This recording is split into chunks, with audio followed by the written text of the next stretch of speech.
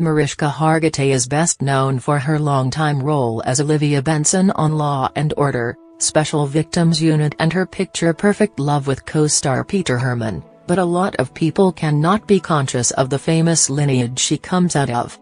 Born in 1964, Mariska is the only daughter of Hollywood bombshell Jayne Mansfield and bodybuilder and former Mr. Universe Mariska Hargitay. While her dad passed away in 2004 at the age of 80, Mariska's mother tragically died much sooner. In 1967, when Mariska was 3 years old, Jayne was killed in a car accident. The 34-year-old celebrity, her then boyfriend, and the automobile driver were all killed, and a youthful Mariska, who was asleep in the back seat, was left with a zigzag scar on both sides of her head. Her older brothers, Miklos and Zoltan Hargitay, were left with minor injuries. In an interview with People this week, the SVU star opened up about her mother's death and the impact it's had on her, something she doesn't do very often.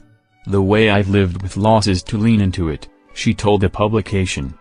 "As the saying goes, the only way out is through. In my life, certainly I've tried to avoid pain, loss, feeling things. But I've learned instead to really lean into it, because sooner or later, you have to pay the piper." The mom of 3 went on, "I'm not saying it's easy, and it certainly hasn't been for me. There's been a lot of darkness. But on the other side, things can be so bright."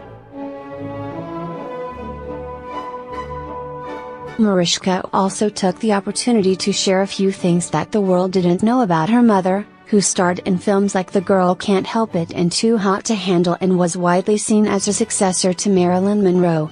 "My mother was this amazing, beautiful, glamorous sex symbol, but people didn't know that she played the violin and had a 160 IQ and had 5 kids and loved dogs," Mariska said, teary-eyed. "She was just so ahead of her time.